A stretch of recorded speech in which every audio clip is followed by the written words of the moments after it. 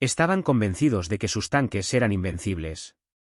El tipo 95 había demostrado su eficacia contra las fuerzas chinas, contra los blindados soviéticos en la Galia Ulkin y en las amplias victorias en Malaya y Filipinas. Las tripulaciones de los tanques japoneses creían que sus tanques ligeros representaban la cúspide del diseño de guerra blindada, perfectamente adaptados a las selvas y las islas del Pacífico. Habían aplastado a todos los enemigos que encontraron. Estaban equivocados. La historia de cómo descubrieron esto comienza no con la derrota sino con la confianza nacida de años de éxito. El Argo no fue un accidente de diseño. Fue producto de una cuidadosa planificación militar que comenzó en 1933, cuando el ejército imperial japonés reconoció una brecha crítica en sus fuerzas blindadas. El tanque mediano tipo 89, el caballo de batalla de Japón, solo podía alcanzar 15 millas por hora. Esto era adecuado para apoyar a la infantería a paso, pero completamente inadecuado para la guerra mecanizada que imaginaba el ejército. Los planificadores militares japoneses habían observado con interés cómo otras naciones desarrollaban fuerzas blindadas más rápidas y móviles. Querían un tanque que pudiera seguir el ritmo de la infantería motorizada que se movía a 40 millas por hora en camión, que pudiera navegar por el terreno de Manuria y China y que pudiera producirse en cantidades que su base industrial pudiera sostener. La Oficina Técnica del Ejército emitió especificaciones en julio de 1933. El nuevo tanque pesaría aproximadamente 7 toneladas, montaría un cañón de 37 milímetros, alcanzaría velocidades de 40 km por hora y tendría blindaje suficiente para resistir el fuego de rifles y ametralladoras. Lo más importante es que sería sencillo de fabricar y mantener. Mitsubishi Heavy Industries recibió el contrato. El ingeniero Tomiohara, que ya se había hecho un nombre diseñando el tipo 89, aceptó el desafío. Su innovación más notable fue el sistema de suspensión de manivela, un diseño simple pero efectivo que se convertiría en estándar en los tanques japoneses durante la siguiente década. En junio de 1934, Mitsubishi había completado el primer prototipo. El prototipo impresionó a los observadores militares durante las pruebas de campo realizadas en Manuria y en los campos de pruebas de Japón. Era rápido, alcanzaba los 45 km por hora en carreteras pavimentadas y mantenía entre 25 y 30 km por hora en campo traviesa. Era maniobrable con un radio de giro que parecía imposible para un vehículo de orugas de su tamaño. La suspensión HAR, con su distintivo diseño de palanca acodada, absorbió bien los impactos y permitió que el tanque atravesara terreno accidentado que habría detenido a otros vehículos. Y era mecánicamente confiable gracias a un motor diésel Mitsubishi de 6 cilindros refrigerado por aire que producía 120 caballos de fuerza a 1800 revoluciones por minuto.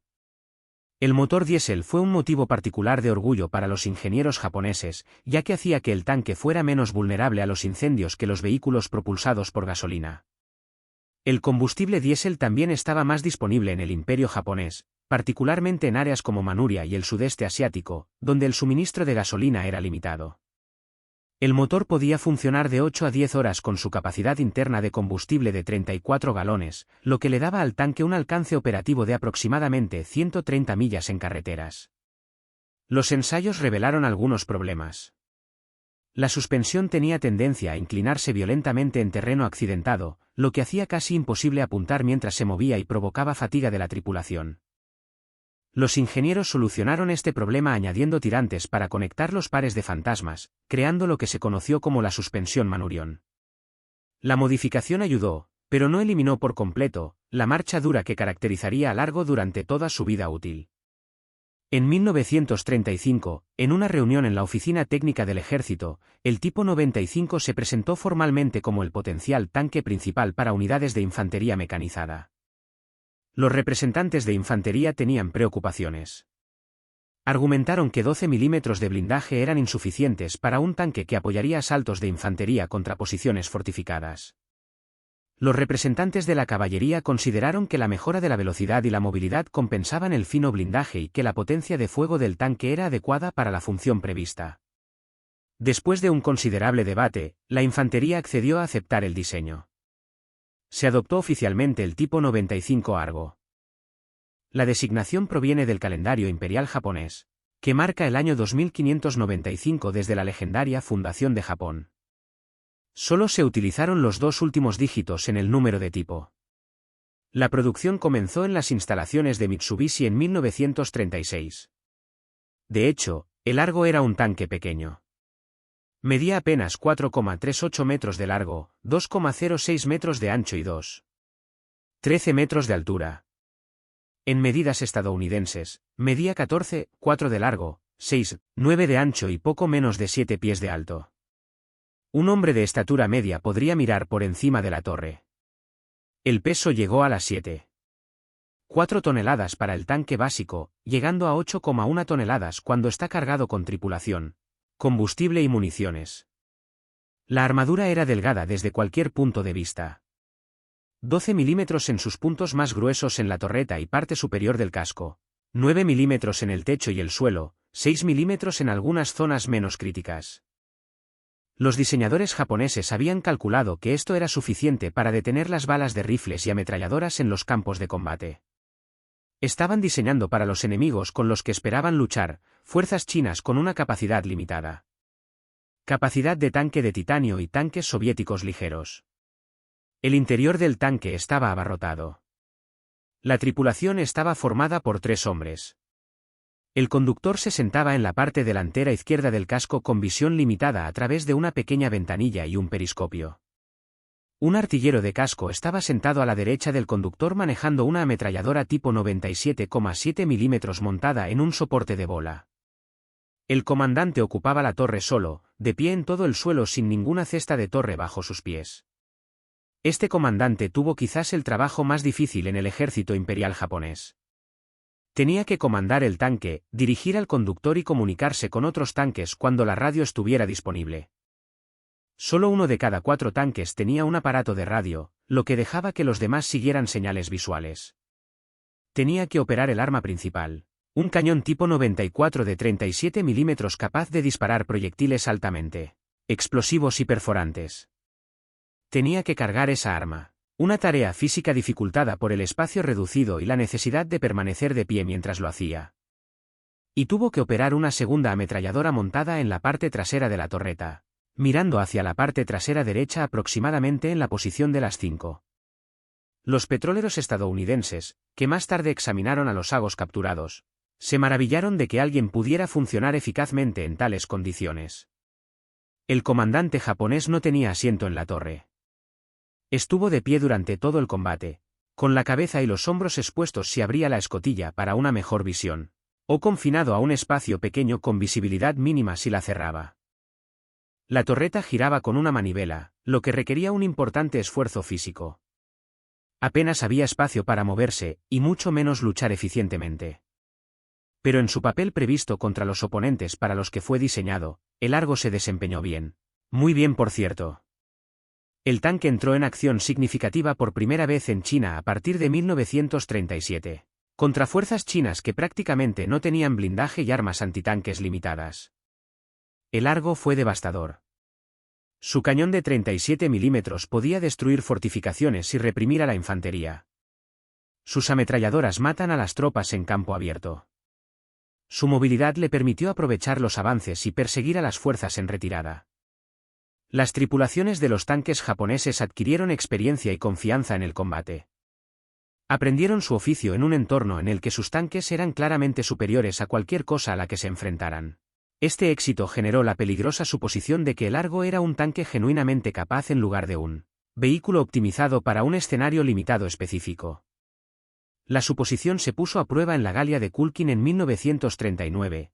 Donde las fuerzas japonesas chocaron con la Unión Soviética a lo largo de la frontera con Mongolia. Aquí el Argo enfrentó una oposición real.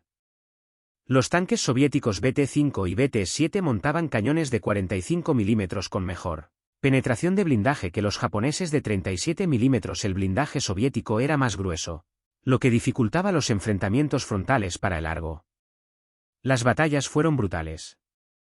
El 2 de julio de 1939, el tercer regimiento de tanques japonés, equipado principalmente con tanques tipo 95, atacó posiciones soviéticas. El asalto inicial logró cierto éxito mediante tácticas agresivas y sorpresa. Los tanques japoneses destruyeron 32 tanques soviéticos y capturaron 35 vehículos blindados. Pero los contraataques soviéticos de los días siguientes revelaron las vulnerabilidades de Largo. Los cañones soviéticos podían penetrar el blindaje de Largo a distancias donde los cañones japoneses luchaban por dañar los tanques soviéticos. Al final de la campaña de Kulkin en la Galia, Japón había perdido decenas de tanques. Las lecciones fueron claras para cualquiera que prestara atención.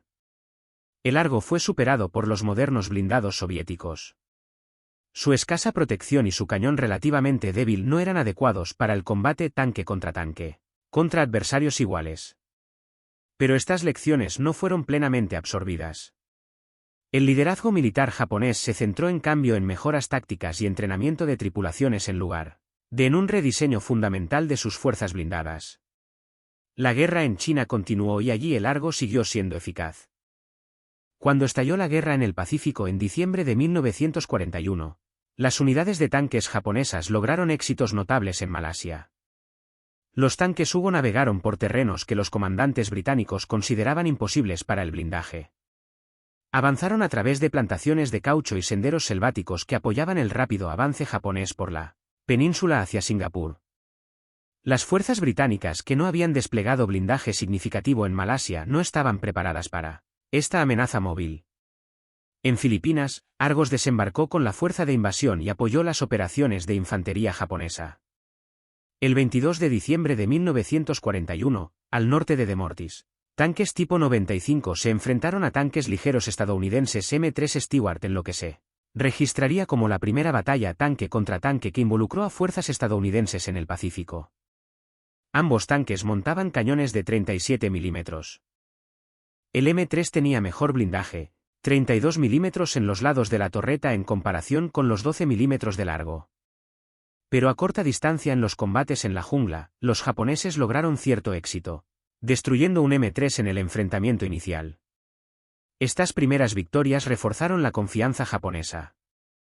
Desde su perspectiva, el Largo estaba funcionando exactamente según lo diseñado. Era móvil, confiable y eficaz para apoyar operaciones de infantería en diversos terrenos. Las tripulaciones de los tanques confiaban en sus máquinas. Los comandantes confiaban en su brazo. Y cuando llegaron órdenes de defender Saipan, los japoneses trajeron sus tanques sin cuestionar su idoneidad. Saipan era diferente de las batallas anteriores. La isla de la cadena de las Marianas era estratégicamente vital, situada a solo 2000 kilómetros de Tokio. Si los estadounidenses capturaban Saipan, sus bombarderos B-29 estarían dentro del alcance de las islas japonesas. Los líderes del imperio lo sabían. Fortificaron Saipan con aproximadamente 30.000 soldados, casi el doble de lo que estimaba la inteligencia estadounidense. Entre los defensores se encontraba el 9º Regimiento de Tanques comandado por el coronel Takashi Goto. El regimiento estaba equipado con 44 tanques, una mezcla de tanques medianos tipo 95 aros y ligeramente más grandes, tipo 97 Chia. Los Chia estaban mejor armados con cañones de 57 milímetros, pero compartían el delgado blindaje que caracterizaba el diseño de los tanques japoneses. Estos tanques representaban una fuerza blindada significativa para los estándares del Pacífico, sin duda la más grande a la que se habían enfrentado los estadounidenses hasta ahora. Los estadounidenses comenzaron su asalto el 15 de junio de 1944. El vicealmirante Richmond Kelly Turner ordenó que la fuerza de desembarco desembarcara a las 5 de la madrugada y 42.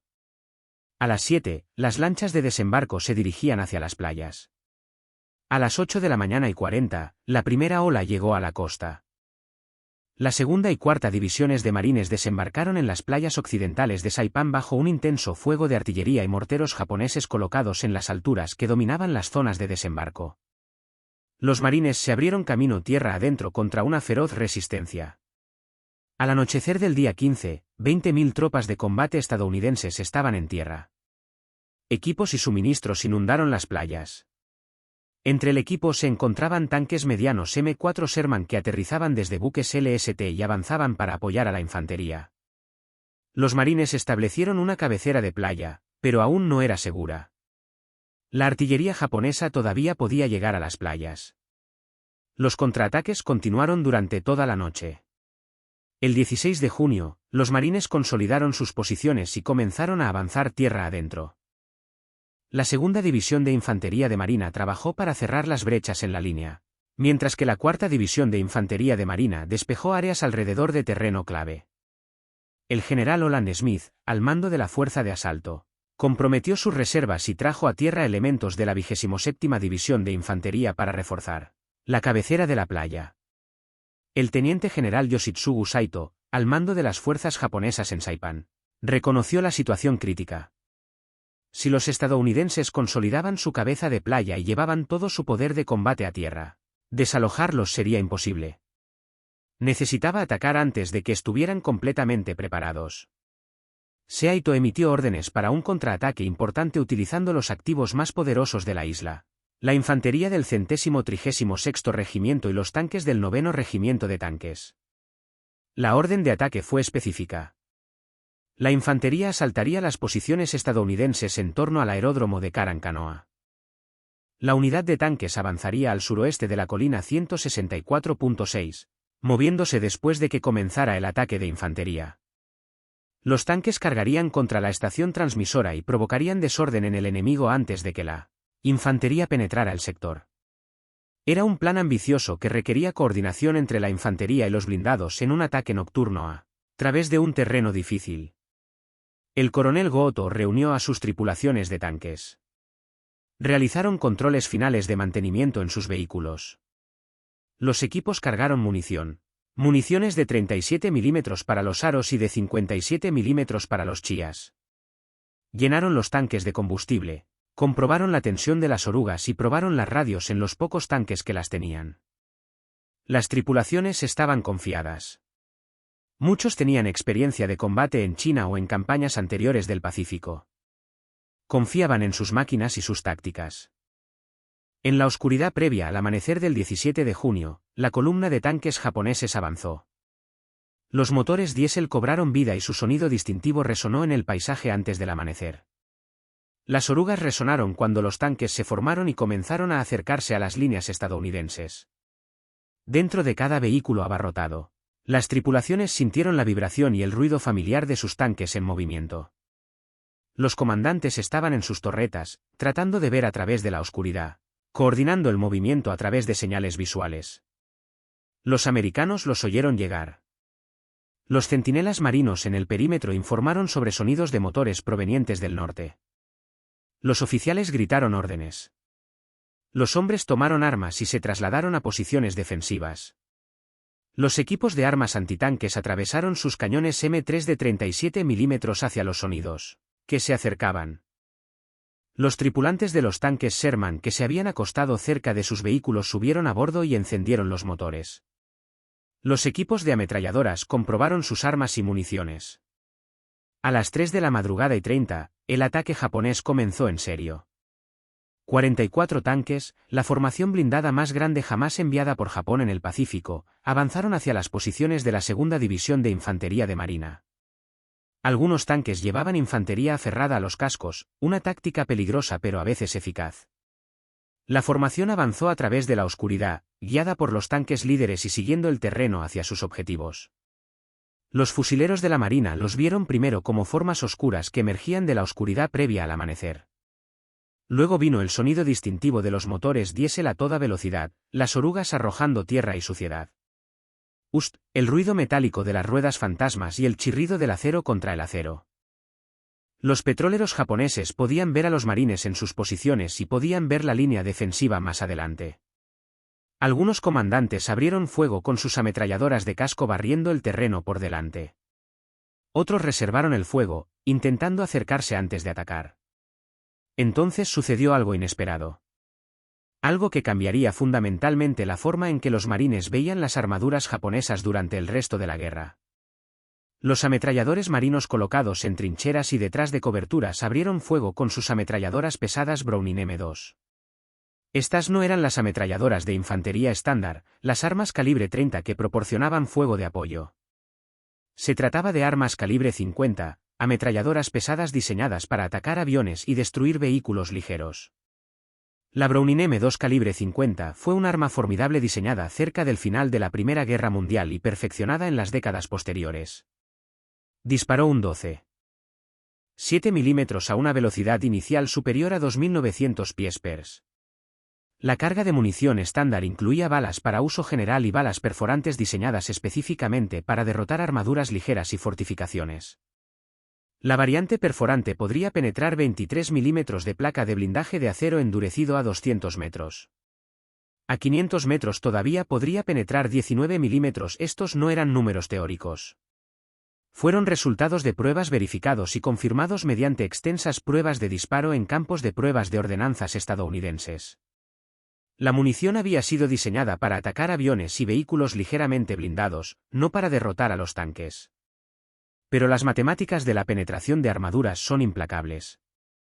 El blindaje del tipo 95 Argo tenía 12 milímetros de espesor como máximo en el frente y los costados de la torreta. En la parte superior del casco, el blindaje más grueso de todo el vehículo era de 12 milímetros. La aritmética simple reveló el problema. La bala perforante de calibre 50 podría penetrar casi el doble de ese espesor a corta distancia. En los campos donde se libraba la batalla, 200 metros o menos cuando los tanques se acercaban a las posiciones marinas, el calibre 50 tenía un poder de penetración más que suficiente. Los ametralladores marinos abrieron fuego.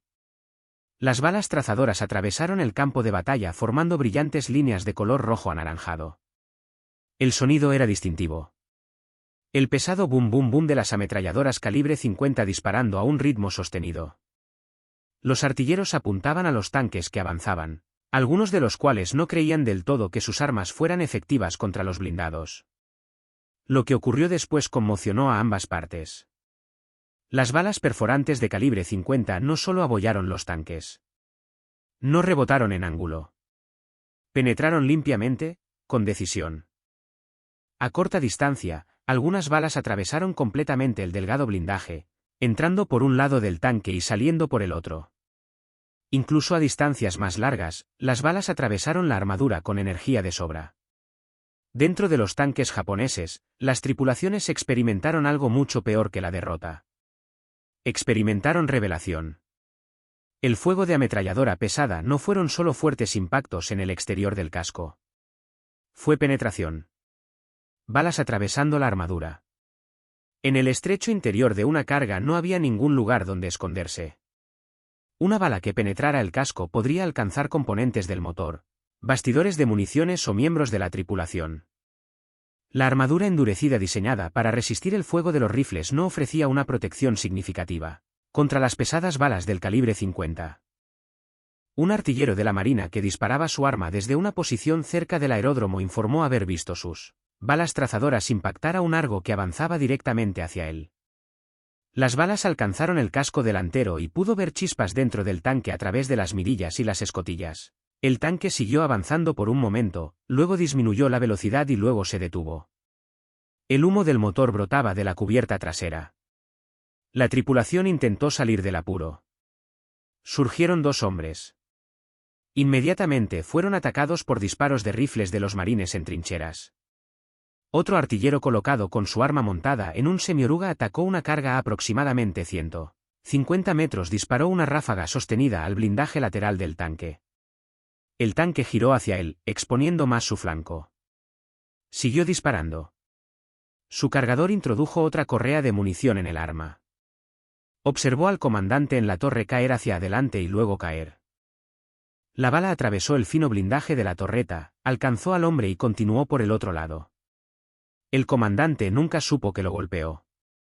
Un tercer infante de marina, tripulando un calibre 50 en una posición fija en la línea defensiva, se enfrentó a varios tanques a medida que avanzaban. Disparó al compartimiento del motor de un Argo, apuntando a la cubierta trasera donde estaban ubicadas las rejillas de ventilación. Sus proyectiles penetraron el fino blindaje de 6 milímetros que cubría el motor. El motor diésel, con sus cilindros abiertos por impactos calibre 50, quedó incautado. El tanque dejó de moverse y se convirtió en un objetivo estacionario. La tripulación lo abandonó y corrió de regreso hacia las líneas japonesas en medio de una lluvia de fuego de armas pequeñas. Las tripulaciones de los tanques japoneses que sobrevivieron al asalto inicial no pudieron procesar lo que estaba sucediendo. Habían entrenado durante años. Habían luchado en China, donde las armas enemigas rebotaban inofensivamente en sus armaduras. se habían enfrentado a ataques antitanques soviéticos. Rifles en Khalkhingalia y sobrevivió. Se suponía que sus tanques los protegerían. Esa fue la premisa fundamental de la guerra blindada. El blindaje del tanque mantuvo viva a la tripulación mientras se enfrentaba al enemigo con una potencia de fuego superior, pero las ametralladoras estadounidenses estaban derrotando a sus blindados. Ni cañones antitanques que dispararan proyectiles de gran calibre, ni artillería, ni siquiera los enormes cañones de 75 milímetros de los tanques Sherman que pudieron ver moviéndose hacia su posición. Ametralladoras, armas de apoyo a la infantería, armas montadas en jeeps, semiorugas, en todos los vehículos del arsenal estadounidense. La comprensión fue devastadora. Si las ametralladoras podían penetrar sus tanques, ¿qué posibilidades tenían? Un oficial de tanques japonés, capturado más tarde después de que su tanque fuera inutilizado, dijo a los interrogadores estadounidenses que su primer pensamiento fue que los estadounidenses debían haber desarrollado alguna nueva arma secreta, alguna munición avanzada o un arma especial que parecía una ametralladora estándar, pero disparaba proyectiles exóticos. Simplemente no podía aceptar que una ametralladora pesada convencional pudiera derrotar a un tanque. En toda su experiencia de combate, desde el entrenamiento en Manuria hasta los combates en China, el fuego de armas pequeñas siempre había sido ineficaz contra los blindados. Las balas hicieron ruido en el exterior. No llegaron. Pero la Browning M2 pertenecía a una categoría completamente diferente a todo lo que los japoneses habían encontrado anteriormente. Con sus proyectiles perforantes, tenía suficiente energía y poder de penetración para derrotar un blindaje de 12 milímetros en cualquier distancia en la que un ametrallador pudiera atacar con precisión un objetivo. Y los marines tenían estas armas por todas partes. Eran equipo estándar en todo el ejército estadounidense. Cuando el ataque de los tanques japoneses flaqueó bajo este fuego inesperado, los tanques Sherman avanzaron para atacar. El contraste fue marcado. Donde la carga pesaba 7,44 toneladas. El M4A2 Sherman, la variante utilizada por los marines en Saipan, pesaba 31,8 toneladas. Mientras que el Argo tenía 12 milímetros de blindaje, el Sherman tenía 51 milímetros en el casco frontal, en un ángulo de 56 para proporcionar una protección eficaz, equivalente a aproximadamente 75 milímetros contra fuego antitanque. El Sherman montó un cañón de 75 milímetros como armamento principal. Esta arma podría penetrar el blindaje de Argo desde más de 1 milla de distancia. Cuando los Sherman abrieron fuego contra los tanques japoneses, el resultado estaba predeterminado. Proyectiles perforantes de 75 milímetros alcanzaron a Argo Sikias con un efecto devastador. Los tanques volaron en pedazos. Las torretas fueron derribadas de los cascos. La munición detonó dentro de los compartimentos de la tripulación. Los tanques japoneses que respondieron al fuego encontraron que sus proyectiles de 37 milímetros y 57 milímetros eran completamente ineficaces contra el blindaje frontal del Sherman. Los proyectiles rebotaron o crearon pequeñas abolladuras sin penetrar. Un comandante de tanque japonés, cuya carga quedó inutilizada por fuego de calibre 50, pero cuya torre aún podía atravesar, intentó atacar a un Sherman a corta distancia. Ordenó a su artillero que disparara. El cañón de 37 milímetros disparó su proyectil perforante. El proyectil impactó en la torreta del Sherman. Hubo un destello de impacto. El Sherman ni siquiera redujo la velocidad. Continuó girando su torreta con precisión mecánica. Apuntó y disparó un único proyectil de 75 milímetros. La carga explotó. La batalla evolucionó hasta convertirse en lo que un oficial de la Marina describió más tarde como un manicomio, lleno de ruido, rastros y luces intermitentes. Los tanques inutilizados ardieron, iluminando a otros tanques que aún intentaban avanzar. La infantería que había estado montada en los tanques se dispersó, buscando refugio en los agujeros de los proyectiles y las zanjas de drenaje. Parte de la infantería japonesa logró llegar a las líneas marinas, librando desesperadas batallas a corta distancia dentro y alrededor de las posiciones estadounidenses. La infantería de marina, agachada en sus trincheras, se encontró con tanques japoneses pasando directamente sobre ellos. Un infante de marina informó más tarde que un cargamento que goteaba aceite lo empapó profundamente al pasar sobre su posición. Permaneció quieto hasta que avanzó, luego salió y arrojó una granada de termita en el compartimiento del motor mientras el tanque pasaba. El tanque empezó a arder desde el interior. Otro marine, que yacía escondido en su trinchera mientras un tanque pasaba sobre él, saltó después de que pasó y clavó un tronco de coco en las ruedas del fantasma. El tanque giró en su lugar, las orugas arrojaron tierra, incapaz de avanzar. Cuando el confundido comandante del tanque abrió la escotilla de su torreta para ver que estaba mal, el marine saltó al tanque y arrojó una granada de termita en la torreta abierta. El tanque explotó debido a incendios internos, encendiendo todas las municiones. A media mañana del 17 de junio, el contraataque japonés había terminado. 31 tanques japoneses destruidos cubrían el campo de batalla, contados por los marines que caminaban por la zona después de que cesaron los combates. Algunas fuentes sugieren que hasta 35 tanques fueron destruidos si se incluyen los derribados por fuego de artillería más allá del área inmediata de batalla. Quizás 1000 soldados japoneses habían muerto, incluidos muchos de los tripulantes de los tanques y la infantería que había avanzado con ellos. Para los marines, la victoria fue significativa pero sombría. Habían detenido un importante asalto blindado, pero el coste había sido sustancial. La segunda división marina. El comandante reconoció más tarde que si el ataque japonés hubiera tenido éxito, habría sido fatal para la eficacia de combate de la división. La batalla había sido reñida, decidida tanto por la potencia de fuego estadounidense y los errores tácticos japoneses como por una superioridad abrumadora. Pero para los marines que caminaban entre los tanques destruidos después, examinando los vehículos de cerca, surgió una verdad diferente. Los tanques japoneses no eran las formidables máquinas de guerra que esperaban. Un oficial de marina llamó a sus hombres para que examinaran un cargamento destruido. Señaló los agujeros en la armadura. Eran penetraciones limpias y redondas por donde habían atravesado balas calibre 50. Los agujeros de salida en el lado opuesto eran un poco más grandes y de bordes irregulares, donde las balas habían atravesado después de atravesar el interior. Podrías meter el puño por algunos de los agujeros. Dentro del tanque destruido, la escena era peor. El estrecho interior mostraba signos de múltiples penetraciones. La posición del comandante en la torreta no tenía elementos de protección ni blindaje que pudiera detener el fuego de ametralladoras pesadas. El desplazamiento manual de la torreta consistía en una simple manivela. Los controles de armas eran rudimentarios. Casi no había espacio para moverse. La posición del artillero de la ametralladora de casco era un pequeño cubículo con visibilidad mínima. El conductor tenía un periscopio tosco y un pequeño puerto de visión.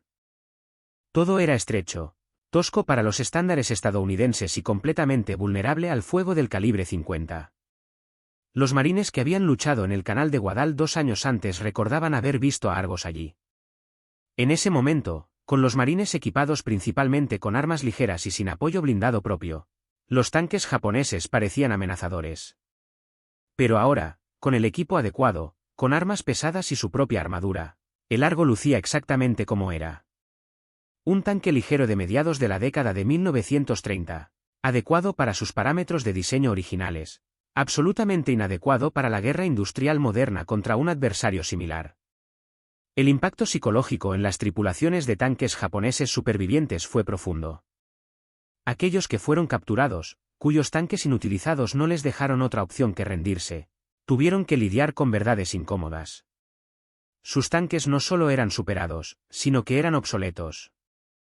El equipo en el que habían confiado sus vidas no ofrecía protección contra las armas que los estadounidenses utilizaban como apoyo estándar de infantería.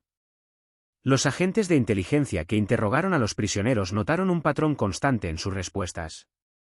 Los petroleros japoneses expresaron su sorpresa por el poder de fuego estadounidense.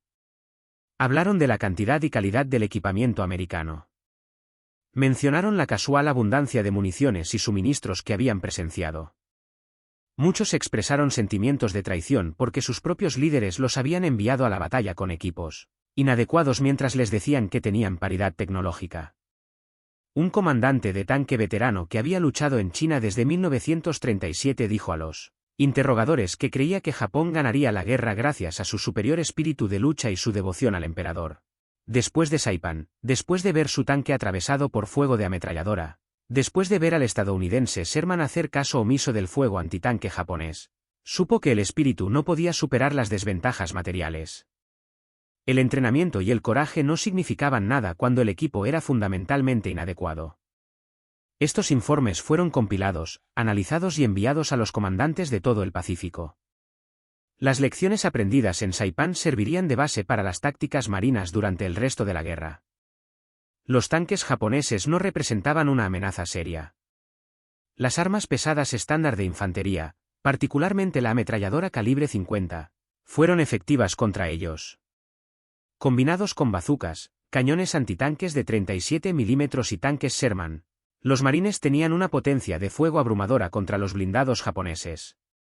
La noticia se extendió rápidamente entre las filas de la infantería de marina.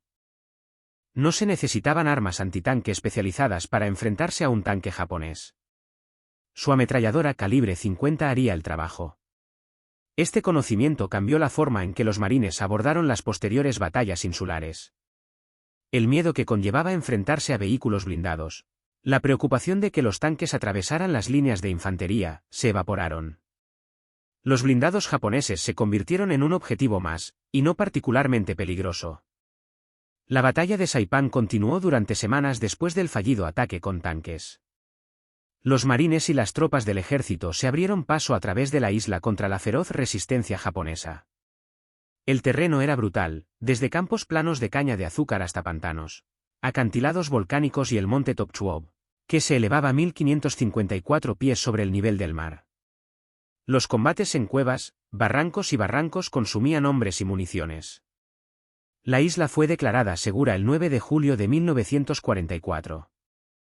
La victoria en Saipan tuvo consecuencias estratégicas que se extendieron mucho más allá de la isla. Con los Marañas en manos estadounidenses, los bombarderos B-29 podrían llegar a Tokio. El impacto psicológico sobre el liderazgo japonés fue severo. El emperador Hirohito reconoció que el control estadounidense de Saipan significaba que Tokio sería bombardeada. El primer ministro Hideki Tojo dimitió el 18 de julio. Por primera vez, los medios japoneses admitieron que la guerra iba mal. La derrota sacudió a Japón, y esa confianza en la victoria final. Para las tripulaciones de tanques japoneses al otro lado del Pacífico, Saipan fue un punto de inflexión. La noticia de la batalla se difundió a través de canales militares. Unidades de tanques en otras islas se enteraron de lo sucedido. Sabían que su equipo era inadecuado. Sabían que las armas estadounidenses podían penetrar sus blindajes, pero no podían hacer nada al respecto. Los tanques que tenían eran los únicos que Japón podía proporcionar.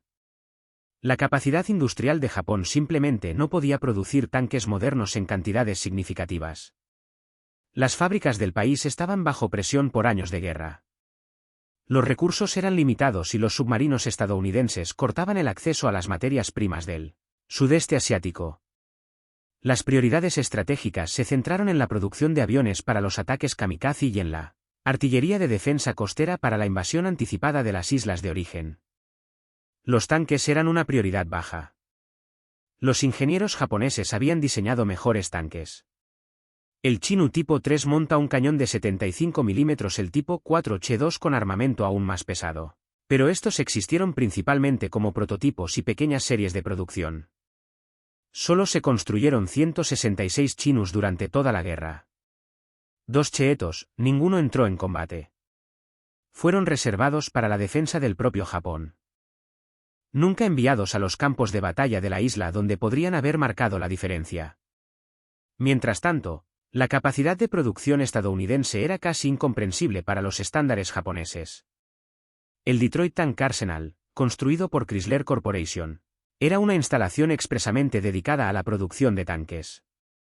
Solo en diciembre de 1942, los 5.000 trabajadores del Arsenal produjeron 97 tanques Sherman. Eso fue más tanques en un solo mes de los que Japón produjo en un año entero. El Arsenal no estuvo solo en este notable logro de producción. Fisher Tank Arsenal, construido en Grand Blanc, Michigan, era otra instalación financiada por el gobierno operada por General Motors Fisher Body Division. Faise produjo más de 11.000 Sherman en múltiples variantes, lo que lo convierte en uno de los productores de mayor volumen. Al igual que el Arsenal de Detroit, Faise podría producir cientos de tanques por mes cuando funcionara a su máxima capacidad. La empresa estadounidense de locomotoras de Schenectady, Nueva York, pasó de producir locomotoras a construir 2.300 tanques Sherman. Baldwin Locomotive Works en Filadelfia produjo más de 200 tanques y mantuvo la producción de locomotoras para el esfuerzo bélico. Lemur Locomotive Works en Ohio construyó el primer M4A1 Sherman de producción, un tanque llamado Michael que fue enviado a Inglaterra y que aún reside en el Boynton Tank Museum. Lemur produjo 1.655 tanques antes de regresar a la producción de locomotoras a tiempo completo. Pacific Car and Foundry en el estado de Washington, Press Steel Car Company en Pensilvania, Pullman Standard Manufacturing en Illinois y Federal Machine and Weld en Ohio, contribuyeron a la producción de Sherman. 10 fabricantes importantes, además de innumerables subcontratistas que producen componentes, orugas, motores, radios, ópticas y armas. La movilización industrial no tuvo precedentes en la historia de la humanidad. El propio Arsenal de Detroit era una maravilla de la ingeniería de producción moderna. Construida en 567 acres en Warren, Michigan, la instalación cubría más de 1,5 millones de pies cuadrados de espacio de producción. Las líneas de montaje serpenteaban por el edificio a lo largo de kilómetros. Enormes grúas puente podrían levantar cascos completos de tanques y moverlos entre estaciones de trabajo. La fábrica operaba en 3 turnos, las 24 horas del día, los 7 días de la semana. Entre los trabajadores había hombres que habían trabajado en el sector del automóvil antes de la guerra y que habían aportado su experiencia en fabricación a la producción de tanques. Pero también incluían a miles de mujeres, muchas de las cuales nunca antes habían trabajado en la industria pesada. Estas mujeres a menudo llamaban a Rose y las remachadoras, soldaban placas de armadura, ensamblaban torretas, instalaban motores y realizaban todos los trabajos en la planta, excepto las tareas de elevación más pesadas. Demostraron que la capacidad industrial del país podía multiplicarse recurriendo a una fuerza laboral que había sido en gran medida excluida de la manufactura pesada en tiempos de paz. Cuando terminó la producción en junio de 1945, las fábricas estadounidenses habían construido 49.234 tanques Sherman. Japón produjo aproximadamente 2.300 Agos durante todo el transcurso de la guerra, desde 1936 hasta 1943, cuando cesó la producción. La proporción era de más de 20-1. Pero incluso eso subestima la disparidad porque los tanques estadounidenses eran mucho más capaces, individualmente, que sus homólogos japoneses. Los tanques Sherman pesaban entre 30 y 35 toneladas según la variante. Tenían un blindaje que iba desde 51 milímetros en el frente del casco hasta 76 milímetros en el mantelete de la torreta. Llevaban tripulaciones de 5 hombres con posiciones dedicadas para cada función. Tenían armas giroestabilizadas que permitían disparar en movimiento. Tenían equipos de radio en cada tanque, lo que permitía operaciones coordinadas. Eran fiables, con orugas que duraban 2.500 metros, frente a los 500 metros de los tanques alemanes y quizás las 1.000 millas de los tanques japoneses. El Sherman no fue el mejor tanque de la Segunda Guerra Mundial. Fue superado en armas por los Tigres y Panteras alemanes, pero era lo suficientemente bueno y estaba disponible en cantidades abrumadoras. En el Teatro del Pacífico, donde se enfrentó a tanques japoneses diseñados a mediados de los años 1930, el Sherman fue más que adecuado. Fue abrumadoramente superior. Para las tripulaciones de tanques japoneses en islas posteriores, el patrón establecido en Saipan se repitió en Tinian. En julio de 1944, 7 Tipo 95 fueron destruidos en contraataques contra posiciones marinas. En Pelú, en septiembre de 1944, los tanques japoneses fueron excavados en cuevas y utilizados como pastilleros estacionarios, reconociendo que no tenían ninguna posibilidad en la guerra móvil. En Eguima, en febrero de 1945, el 26º Regimiento de Tanques del coronel Techi Nishi enterró sus tanques en ceniza volcánica hasta las torretas, usándolos como búnkeres blindados porque los tanques proporcionaban más protección cuando estaban parados que cuando estaban en movimiento. Incluso utilizados como posiciones defensivas estáticas, los tanques eran vulnerables. 50 todavía podían penetrar el blindaje de la torreta. Los tanques lanzallamas podrían dirigir el napalm hacia escotillas abiertas y puertos de visión, cocinando a las tripulaciones vivas dentro de sus ataúdes de acero. Las bazucas podían penetrar la fina armadura desde cualquier ángulo.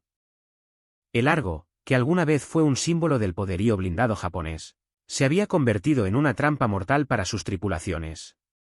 En Okinawa, la última gran batalla de la Guerra del Pacífico, los japoneses enviaron a la defensa el 27º Regimiento de Tanques. El regimiento tenía 13 tanques medianos tipo 95 aros y 14 tanques medianos tipo 97 Kiar, 27 tanques en total. Los estadounidenses desembarcaron con más de 800 tanques. La disparidad numérica era de 30 a 1. La disparidad cualitativa fue aún mayor. El 4 y 5 de mayo de 1945, los japoneses lanzaron una gran contraofensiva diseñada para expulsar a los estadounidenses de la isla. Se asignaron unidades de tanques para apoyar el asalto de infantería. El ataque fracasó catastróficamente.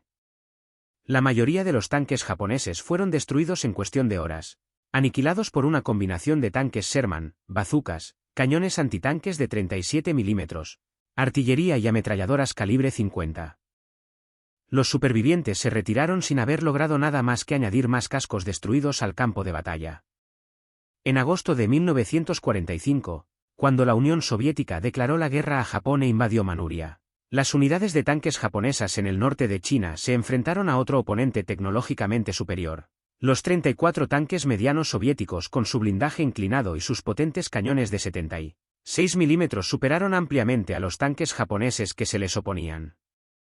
En la batalla de la isla Chumsu, parte de la cadena Kuril, los tanques japoneses intentaron defenderse de los desembarcos anfibios soviéticos. Los japoneses tenían una fuerza mixta de aproximadamente 77 tanques en Chumsu, incluidos los tipo 97 y algunos tanques medianos tipo 1 más nuevos con solo 25 tipo 95. Los soviéticos utilizaron cañones antitanque de 45 milímetros, rifles antitanque y granadas antitanque con efectos devastadores. Los japoneses perdieron 21 tanques en aproximadamente 2 horas de combates. Las fuerzas soviéticas, experimentadas en guerras blindadas tras años de lucha en el frente oriental de Europa, acabaron rápidamente con los defensores japoneses. La experiencia de las tripulaciones de tanques japoneses durante la Segunda Guerra Mundial, particularmente en los últimos años, fue de una realización gradual y aplastante. Lo que habían creído sobre su equipo, sobre sus posibilidades, sobre su capacidad para competir con los blindados aliados, era fundamentalmente erróneo. Y el momento de la verdad para muchos no llegó en un duelo épico de tanques entre campeones blindados, sino en la terrible simplicidad de ver las balas de una ametralladora atravesar la armadura que se suponía debía protegerlos. Para los marines que lucharon en Saipán y las islas posteriores, las lecciones fueron diferentes, pero igualmente profundas. Aprendieron que los tanques japoneses no eran una amenaza seria. Aprendieron que un equipo adecuado y una potencia de fuego abrumadora marcaban la diferencia. Aprendieron que sus ametralladoras calibre 50, con las que habían entrenado y mantenido durante todo su servicio, eran en realidad armas antitanques efectivas en el teatro del Pacífico cuando se enfrentaban a vehículos japoneses con poco blindaje. No hubo gloria en estas batallas desiguales. Los marines no se sentían heroicos disparando a los tanques con ametralladoras y viéndolos arder. Sintieron una mezcla de alivio, lástima y sombría satisfacción. Alivio por no tener que enfrentarse a una oposición blindada seria, del tipo que sus homólogos en Europa enfrentaban a diario contra los tanques alemanes. Lástima por los hombres de aquellos tanques japoneses que habían sido enviados a morir en equipos que no les ofrecían ninguna protección real. Satisfacción de que sus armas funcionaran, de que la industria estadounidense les hubiera dado las herramientas que necesitaban para hacer su trabajo.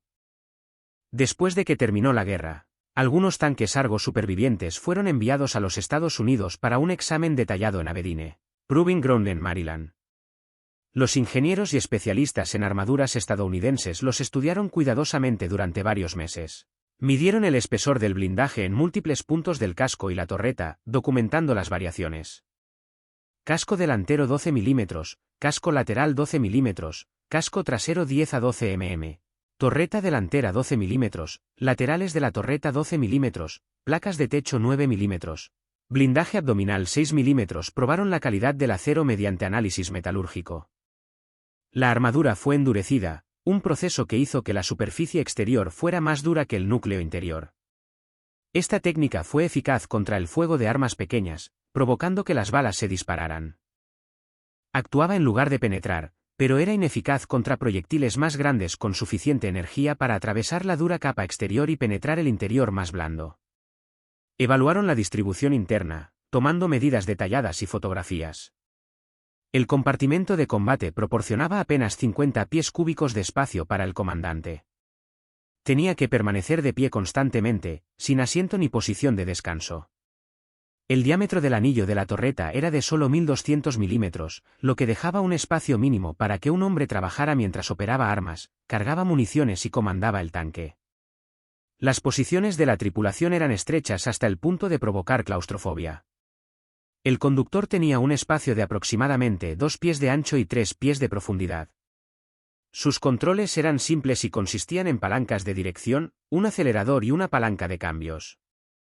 Su visión provenía de un pequeño periscopio blindado y un puerto de visión directa que podía abrirse en situaciones que no fueran de combate. El artillero de casco que estaba a su lado tenía aún menos espacio, confinado en un pequeño cubículo con su arma y un almacenamiento limitado de municiones. Los petroleros estadounidenses que examinaron los Argos no podían imaginarse luchar en tales condiciones. En comparación, las tripulaciones de los Sherman tenían un compartimento de combate que proporcionaba más de 150 pies cúbicos de espacio de trabajo. Cada miembro de la tripulación tenía una posición definida con asientos adecuados. El comandante tenía una cupella con bloqueos de visión integral. El artillero tenía una mira telescópica y un recorrido motorizado para la torreta. El cargador tenía espacio para moverse y acceso a bastidores de municiones debidamente organizados. El conductor y el ayudante del conductor, llamado artillero de proa en la nomenclatura estadounidense, disponían de espacio y equipo de visión adecuados. Sus informes confirmaron lo que se había aprendido en combate y lo que las matemáticas habían predicho. El Argo era un tanque ligero adecuado para operaciones contra oponentes mal equipados. Podría funcionar eficazmente en la guerra colonial, en acciones policiales y en la supresión de la resistencia donde el enemigo no tenía una capacidad antitanque seria. No era adecuado para la guerra industrial moderna contra un adversario similar con las armas adecuadas. Cualquier arma de fuego más poderosa que un rifle podría derrotar su armadura. Las balas perforantes de calibre 50 no solo penetraron, sino que dominaron la armadura por completo, atravesándola con energía de sobra. La disposición interna era estrecha hasta el punto de ser activamente peligrosa incluso sin fuego enemigo. La carga de trabajo del comandante, que se encargaba solo de todas las funciones de la torreta, no era realista. La falta de equipos de radio en 3 de cada 4 tanques hizo que las operaciones coordinadas fueran casi imposibles. El recorrido de la torreta con manivela manual era agotador y lento. El equipo de visión era tosco, lo que dejaba a la tripulación prácticamente ciega a su entorno. Cada aspecto del diseño reflejaba las limitaciones que enfrentaba Japón.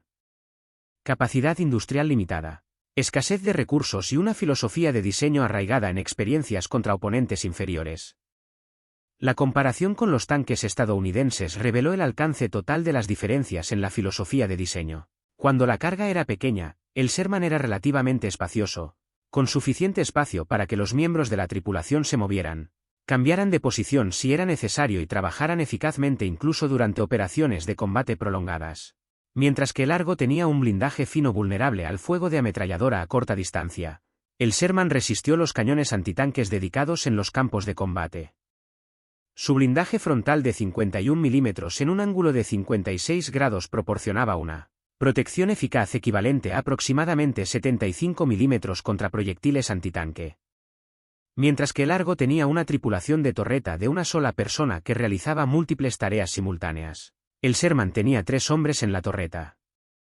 El comandante podría concentrarse en comandar usando su cupiller con 6 bloques de visión para mantener el conocimiento de la situación y dirigir a la tripulación. El artillero se centró exclusivamente en apuntar y disparar el arma principal utilizando una mira telescópica con aumento y un sistema de desplazamiento eléctrico que podía girar la torreta rápida y suavemente. El cargador se centró en mantener una alta cadencia de fuego, sacar balas de los estantes organizados y cargarlas de manera eficiente. El cañón de 75 milímetros del Sherman tenía una velocidad inicial de aproximadamente 2400 pies pers con munición estándar, lo que le otorgaba una penetración de blindaje efectiva contra la mayoría de los objetivos que enfrentaría en el Pacífico. El cañón estaba estabilizado en el eje vertical, lo que permitía disparar con una precisión razonable incluso mientras el tanque estaba en movimiento, una capacidad de la que el Argo carecía por completo. El Sherman llevaba 97 cartuchos de munición de 75 milímetros en estantes protegidos. En comparación con los 130 cartuchos de munición de 37 milímetros de largo almacenados libremente en todo el compartimento de combate, las capacidades de comunicación diferían dramáticamente. Cada Sherman tenía una radio, generalmente un equipo SCR-528 o STR-538, que permitía la comunicación y coordinación de tanque a tanque con infantería y artillería. El Argo tenía radios solo en uno de los 4 tanques, dejando que los otros 3 siguieran señales visuales, un sistema que fallaba rápidamente en combate cuando el humo, el terreno y la acción enemiga hacían imposible el contacto visual. El equipo de visión del Sherman incluía periscopios con REPL, prismas accesibles, puertos de visión directa con cubiertas blindadas y una copa de comandante que proporcionaba observación panorámica. El HGO tenía periscopios toscos y pequeños puertos de visión que proporcionaban una conciencia situacional mínima, lo que obligaba a los comandantes a exponerse abriendo escotillas para ver lo que sucedía a su alrededor. Todos los aspectos del diseño, desde el almacenamiento de municiones hasta la comodidad de la tripulación, pasando por los equipos de control de incendios y los sistemas de comunicación, fueron mejores en el tanque estadounidense. Pero la diferencia más reveladora no estaba en los tanques individuales. Fue en los números y en los sistemas industriales que los produjeron. Estados Unidos había construido una economía que podía librar una guerra industrial a escala global. Las fábricas que habían producido automóviles ahora producían tanques a un ritmo que habría parecido imposible en tiempos de paz. Solo el Arsenal de Detroit, en su mes de máxima producción, produjo más tanques que los que produjo Japón en un año típico. Mujeres que nunca habían trabajado en la industria pesada soldaban cascos de tanques y montaban torretas. Los ingenieros mejoraron constantemente los diseños, incorporando lecciones aprendidas en combate. La cadena de suministro entregó materias primas a las fábricas y tanques terminados a los puertos con una eficiencia de relojería. Los barcos mercantes llevaron a los Sherman a través de ambos océanos hasta los campos de batalla de Europa y Asia. Las unidades de mantenimiento en el campo mantuvieron los tanques operativos, canibalizando los vehículos dañados para obtener repuestos y devolviendo los tanques reparados al combate en cuestión de días. Japón nunca había construido este tipo de sistema industrial. Su economía se vio afectada por años de guerra en China incluso antes de que comenzara la Guerra del Pacífico. Sus fábricas carecían de la automatización y la eficiencia de producción en masa de las plantas estadounidenses. Su acceso a las materias primas, particularmente después de que los submarinos estadounidenses comenzaron a hundir barcos mercantes, fue cada vez más limitado. La nación que había desafiado a la mayor potencia industrial del mundo estaba descubriendo el verdadero costo de ese desafío con cada nueva batalla. Para las tripulaciones de tanques japoneses en Saipan aquella madrugada de junio de 1944, y para todos los petroleros japoneses que lucharon después en el Pacífico, la lección fue brutal y clara. Estaban obsoletos. Su equipo estaba obsoleto. Sus tácticas desarrolladas para un tipo diferente de guerra contra diferentes oponentes quedaron obsoletas. Y no podían hacer nada al respecto excepto seguir luchando con lo que tenían, sabiendo que la supervivencia era poco probable y la victoria imposible. Los marines del otro lado aprendieron lecciones diferentes pero igualmente importantes. Aprendieron que el poder industrial es importante en la guerra moderna, que tener mejores equipos en mayores cantidades marca una enorme diferencia.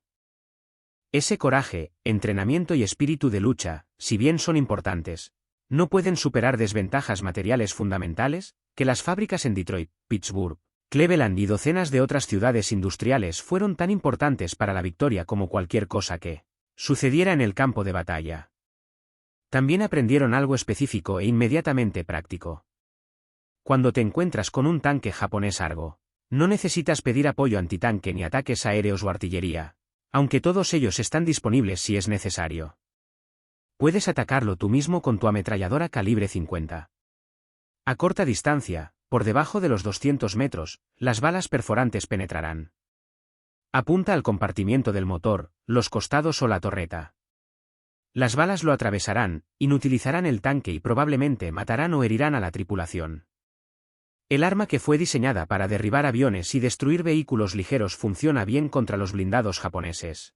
Fue una pequeña lección táctica en una guerra masiva.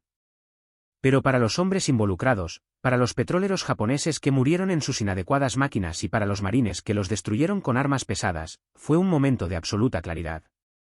Esta no fue una pelea justa. Este no fue un partido igualado. Se trataba de una guerra industrial moderna en la que un bando tenía una superioridad material abrumadora. El resultado nunca estuvo en duda.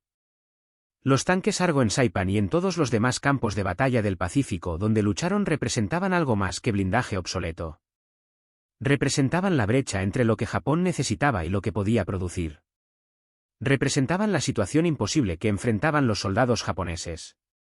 Se le ordenó luchar contra una superpotencia con equipo que nunca fue diseñado para ese tipo de guerra. Representaban las consecuencias de decisiones estratégicas tomadas años antes, de priorizar el poder naval y aéreo sobre las fuerzas terrestres, de asumir que el espíritu de lucha podría compensar la inferioridad material, de creer que las victorias tempranas indicaban viabilidad a largo plazo. Cuando esas primeras balas de calibre 50 atravesaron el blindaje HGO en Saipan, demostraron algo que tendría eco durante el resto de la Guerra del Pacífico y en el análisis de posguerra de por que Japón perdió. Demostraron que en la guerra industrial entre naciones modernas, la capacidad de producción importa, la filosofía del diseño y la asignación de recursos importan. Ninguna cantidad de coraje, entrenamiento o habilidad táctica puede superarlo. Una desventaja numérica de 10-1 combinada con brechas generacionales en la calidad de los equipos. Las tripulaciones de tanques japoneses que subieron a sus aros esa mañana de junio de 1944 creían que iban a la batalla con máquinas fiables y capaces. Cuando se puso el sol el 17 de junio, los que sobrevivieron sabían la verdad. Los habían enviado a luchar con una armadura tan delgada que las balas de ametralladora los atravesaron. Se les había proporcionado equipo que era adecuado para la guerra que Japón planeaba librar en la década de 1930, pero completamente inadecuado para la guerra que Japón se encontró librando en la década de 1940. Y no podían hacer nada al respecto excepto seguir sirviendo, seguir luchando y seguir muriendo en máquinas que no podían proteger.